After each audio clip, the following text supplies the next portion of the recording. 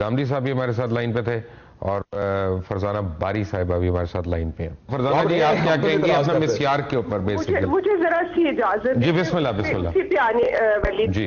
पहले तो मैं आपको ये बात बता दूं कि पूरी मुस्लिम वर्ल्ड के अंदर, इस्लामी दुनिया के अंदर जो मुसलमान खवातीन हैं वो एक फेमिनिस्ट पर्सपेक्टिव में कुरान की तशरीह कर रही हैं, और जो ये सारी बहुत सारी बातें जो मैं समझती हूँ कि जो मर्दों ने बनाई हुई हैं कि उसको बुनियाद बना के कि औरतों को मार सकते हैं, जो सूरत निसा का रेफरेंस होता है और वो सारी चीजें वो सब वो चैलेंज कर रही हैं।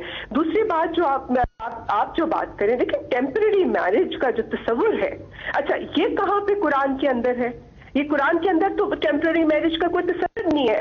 हराम है, हराम है, हराम है। हम आपके साथ है इस मसले में। हाँ, हराम है, हमने इसकी कोई बात नहीं की। बात ये है कि मैं आपको बताता हूँ, मिस्यार जो है बिल्कुल मिस यूज हो रहा है, मैं ये कह रहा हूँ। जी जी, मैं वही बात करना चाह रही हूँ। देखिए, एक तो ये कि इस्लाम के हवाले से मैं एक ह्यूमन राइट पर्सपेक्टिव में बात कर रही हूँ, और मैं समझती हूँ कि अगर कुरान को गुजारे मैं उसकी कोई स्कॉलर नहीं हूँ, लेकिन मैं ये इस चीज पे बिलीव करती हूँ कि इस्लाम और कुरान के अंदर कोई ऐसी बात जो इंसान के हकूक की नफी करती है वो हो ही नहीं सकती है। इसका मतलब ये है कि जरूर कोई इंटरप्रिटेशन का। ये आपकी बात ठीक है, जस्टिस कुरान जी ने हमेशा उसको इनकरेज किया और जस्टिस सही चीजों में मशरूत किया है, लेकिन इसकी वजह से आप किसी ऐसी चीज की नहीं, लेकिन एक बात गलत कही है आपने, जो इससे पहले आपने कही थी। मैं आपको let me categorically correct you over here, क्योंकि मैं एज अ मेल शोविनिस्ट ये बात नहीं कर रहा। अगर मैंने ना किया तो जितने बाहर उलमाए कराम है ना, वो मेरे ऊपर पड़ जाएंगे कि उस वक्त रोका क्यों नहीं था। बराबर नहीं है मर्द और औरत कुरान की एतबार से। आप औरत जो है जितनी मर्जी काबिल हो वो इमामत नहीं कर सकती। ये बड़ा क्लियर है इस्लाम में। कहाँ पे लिखा हुआ है? नहीं, ये इस्लाम में बताता हूँ, 2 पॉइंट है लिखा है इस कुरान में, लिखा है अरे जालू कव्वामून अलन निसा। वो बता रहे हैं, आपको कोट कर रहे हैं फरजाना जी, कोट कर रहे हैं आपको। 1 मिनट अगर आप सुन लेंगी तो आप सिर्फ मुझे 2 एविडेंसेस ले लें, उनके बाद आपको रिफ्यूट करना है, उनको कर दें रिफ्यूट आप। अरे जालू कव्वामून अलन निसा बिमा फद्दलल्लाहु बादहुम अला बाद व बिमा अनफक़ू मिन अम्वालिहिम। मर्द औरतों पे कव्वाम है, हाकिम है, गार्डियन है, उनके सारे मामला के इंचार्ज हैं। कम से कम तर्जुमा जो इंचार्ज से नीचे का कोई भी पूजा करके दिखा जाए मान जाऊंगा। क्यों? 2 वजूहात हैं। बिमा फद्दलल्लाहु बादहुम अला बाद, इसलिए कि अल्लाह ने बादों को बाद से फजीलत दी है। व बिमा अनफ़क़ू मिन अम्वालिहिम, वो दूसरी बात है कि नान नफका भी उनके हाथ में है। दूसरी बात है कारोबार में आए तो देन में अल्लाह ने वादे तौर पर यह बात कही है, वस्तशहिदू शहीदैन मिन रिजालिकुम फ़इल्लम यकुना रजुलैनि फ़रजुलुन व इम्रअतान। बाप इतनी वादे अल्लाह ने बात कर दी है, 2 मर्द गवाही दें, और अगर 2 मर्द ना हो तो 1 मर्द और 2 औरतें। अब इसके बाद कौन सी बात है जिसके बाद ये कहते हैं हम बराबर? जब आप कहते हैं ला इलाहा इल्लल्लाह मुहम्मद रसूलुल्लाह, तो क्या औरत को दूसरी गवाही लानी पड़ती है इस्लाम के अंदर? आप आए तो देन की बात करें जिसमें अल्लाह ताला ने आपके लिए 1 मर्द गवाह आपकी 2 गवाही मुकर्रर की हैं। इससे कोई आपकी क्रेडिबिलिटी मजबूर नहीं हो रही। बात करते हैं आप कैसी बात करते हैं कि अल्लाह मियां ने ये मुकर्रर की है? सिर्फ फाइनेंशियल मैटर्स में अगर उसका जिक्र है तो आप अगर देखें किसी भी हवाले से औरत की गवाही जो है वो कुरान में जो है वो 2 मर्दों के बराबर नहीं है। हाँ, तो फाइनेंशियल मामला में क्यों है जी? फाइनेंशियल मामला में क्यों अल्लाह ने उसकी वजह? एक मिनट ये आप 1 मिनट फरजाना जी, 1 मिनट है। उसकी बड़ी सिंपल वजह, उसकी बड़ी सिंपल वजह है। और तो कुरान ने वजह बयान की है, ये वजह बयान की है ना जी जी। जब आसमान पे धारी नजर आए तो खाना बंद कर दें, और जब सूरज गुरूब हो तो आप रोजा खोल लें, ठीक है? तो हम उस वक्त, अब हम जब नॉर्वे में बैठते हैं या नॉर्थ पोल में बैठते हैं तो हम इज्तिहाद करते हैं या नहीं करते हैं वाज़ेह तौर पे लिखा है। लेकिन हम वहां पे इज्तिहाद करके 8 घंटे का या उस वहां पे उलमा बैठ के वो फैसला कर लेते हैं कि नॉर्वे में रोजा 8 घंटे के बाद खुलेगा। तो क्या वजह है कि अगर देखें इस्लाम के अंदर जो इज्तिहाद का तस्वर है वो इसीलिए है कि आपने अगर इस्लाम को रेलेवेंट रखना है तो आपको इज्तिहाद करना होगा। रेलेवेंस का मतलब है नई इश्यूज के ऊपर जाना, वाज़ेह चीज आपके लिए मसला नहीं है, तो फिर क्यों इस पे क्यों नहीं इज्तिहाद? मैं आपको उसकी रीजन बता देता हूं। उसके बड़े कैटेगोरिकल रीजन है। मीन आपने जो बात की इज्तिहाद की, उससे मैं टोटली एग्री करता हूं।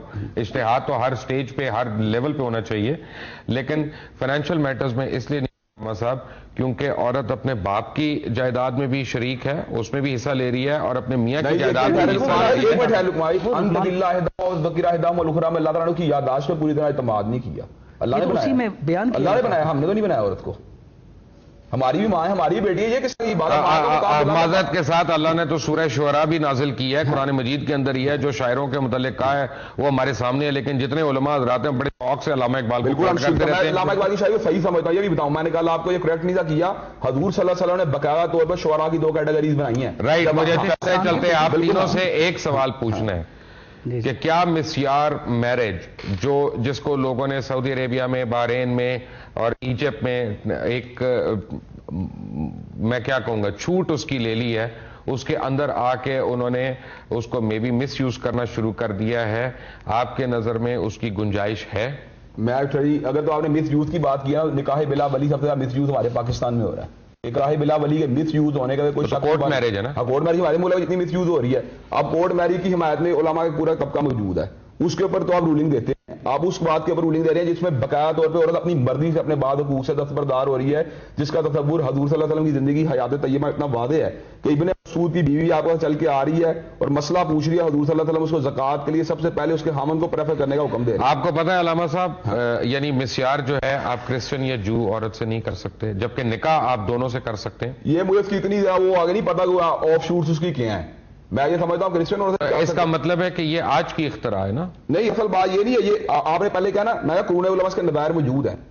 رسول اللہ صلی اللہ علیہ وسلم کی ازواج مطہرات میں کسی نے اپنے حقوق برداری کا اظہار کیا کہ نہیں؟ چلیں آپ یہ بتائیں. اس وقت تو متاع جائز تھا. متاع کی بات نہ کریں, اس وقت متاع بھی ہو رہا تھا نا, متاع نہیں ہو رہا, مسوا غزوات میں ہوتا تھا نا. نبی علیہ السلام کی جتنی حیات طیبہ میں آپ کے ازواج مطہرات سے عقود ہوئے ہیں, ان میں کوئی متاع کا نکاح نہیں, ان میں نہیں ہے. اچھا, تو انہوں نے اپنی زندگی میں ان کی حیات طیبہ کے اندر ان کی ازواج مطہرات جو کہ کائنات کی سب سے افضل اور معزز ترین خواتین ہیں, ان میں سے ایویڈنس نہیں ملتا کہ ان میں سے. علامہ صاحب 1 منٹ آپ کے پاس. جی جلدی سے آپ کیا کہیں گے کلوزنگ میں اس کے اوپر؟ یہ اگر تو اس سے مراد نکاح موقت ہے, محدود مدت کا نکاح ہے, تو پھر تو یہ کسی بھی صورت جائز نہیں اور حرام ہے. اور اگر مسیار سے مراد یہ ہے کہ بیوی اپنے بعض حقوق سے دستبردار ہوتے ہوئے کسی کے ساتھ شادی کرنے کے لیے تیار ہوتی ہے, تو چونکہ وہ اس کے ذاتی حقوق سے پورا دستبردار کرواتے رہے. فرزانہ صاحبہ آپ کا یو ہیو 1 منٹ.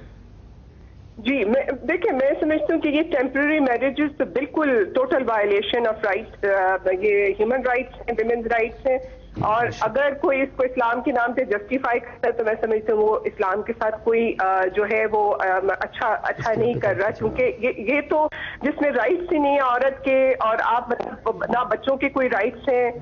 اور یہ شادی میں دیکھیں بچے جو ہے وہ ماں باپ دونوں کی ذمہ داری, اور اسلام میں بڑی واضح طور پہ ماں اور باپ دونوں کی ذمہ داری جو ہے اس کو بچوں کے حوالے سے کہا گیا. تو میرا خیال ہے اس کو بالکل میں تو سمجھتی ہوں کہ اس کی کوئی جسٹیفیکیشن. رائٹ, فرزانہ باری صاحبہ آپ کا بہت بہت شکریہ. علامہ ابتسام علی ظہیر صاحب آپ کا بہت بہت شکریہ. ایک میرا پوائنٹ صرف ایڈ, جی بسم اللہ. وہ میں انڈیکیٹ نام کے ساتھ ہی کر رہا ہوں, حضرت سودا نے اپنا جو تھا نا حق جو دستبردار کی, اور آپ کے ایویڈنس باغ موجود ہیں. دوسری بات رہی کہ نکاح مسیار کو بندہ ایکسپلائٹ کرتا ہے, اس کو مس یوز کرتا ہے, تو میں سمجھتا ہوں بندہ ذمہ دار. کورٹ میرجز عام مس یوز ہو رہی ہیں. علامہ ارشد حسن ثاقب صاحب آپ کا بھی بہت بہت شکریہ. جاوید گامدی صاحب آپ نے ہمیں جوائن کیا پہلے, آپ کا بھی بہت بہت شکریہ. میں چلتے چلتے صرف ایک بات آپ لوگوں کو کہنا چاہوں گا کہ مذہب کے اندر جو آرگیومنٹ ہوتی ہے نا, اس کا مقصد صرف ایک ہوتا ہے, that is to make progress. اس کا مقصد جو ہے خدا نخواستہ کج بیسی نہیں ہوتا, اس کا مقصد کوئی ایمان کی کمی نہیں ہوتا, اس کا مقصد ہوتا ہے کہ اپنے آپ کو زیادہ سے زیادہ ایجوکیٹ کرنا. ہو سکتا ہے کوئی ایسی بات ہوئی ہو جسے کسی کو دکھ پہنچا ہو یا کچھ پہنچا ہو, لیکن وہ ڈیفینیٹلی انٹینشنل نہیں ہوتی ہے. جب ہم سیکھ رہے ہوتے ہیں, ہم سارے سیکھنے کے عمل سے گزر رہے ہوتے ہیں, تو کوئی نہ کوئی بات ہو سکتا ہے ہمارے منہ سے نکل جائے جو صحیح نہ ہو. ایک بات میں ضرور کہوں گا کہ اس کے اوپر ایک کافی نہیں ہے. آپ بھی انٹرنیٹ کے اوپر جائیں اور آپ بھی سعودی علماء ہیں, ان کے فتویٰ جو انہوں نے جاری کیا ہے ان کو نکالیں, ان کو انڈرسٹینڈ کریں. میں بھی دوبارہ سے کرتا ہوں یہ, اور دوبارہ سے ہم علماء کرام کا ایک پینل یہاں پہ بلاتے ہیں, اور میرا خیال ہے کہ بہتر ہوگا کہ ہم ان کو ساروں کو اور اپنے سامنے اس ایکچوئل فتوے کی کاپی رکھ کے پھر ہم ان سے بحث بھی کر سکتے ہیں. رائٹ, بالکل. انٹل دی نیکسٹ ٹائم, اللہ حافظ.